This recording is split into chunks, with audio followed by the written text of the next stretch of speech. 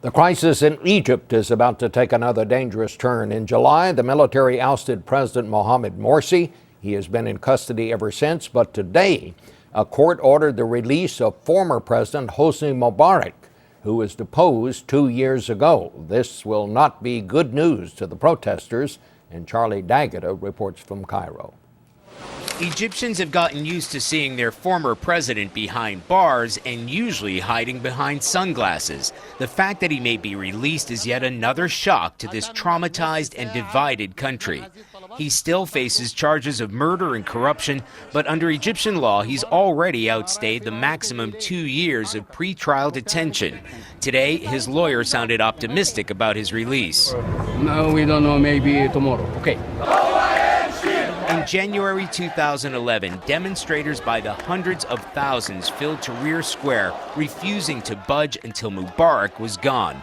900 people were killed in the protests. The military finally gave in to popular pressure, forcing Mubarak to step down. It took 18 days for protesters here in Tahrir Square to push Mubarak from office. But today, the people who packed this square no longer speak with one voice. Sharif Gabber had his nose broken from a chunk of flying concrete in the worst of the violence. This is the next morning. It was the day pro-Mubarak thugs charged through the square on camels and horseback. Then you hear the news today, he might be released. It feels like they're trying to slap us in the face, but I don't think that I want to give them the benefit of, being crushed and dispirited by this. The Egyptians who 2 years ago celebrated the downfall of Mubarak are now living through an even more brutal cycle of violence.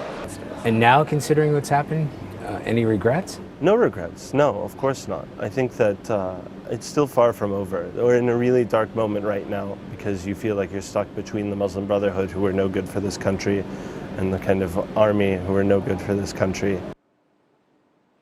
Hosni Mubarak might walk free from prison tomorrow, but tonight, Bob, we heard from the Prime Minister that he will be placed under house arrest. He will not be able to leave the country, and his bank accounts will remain frozen.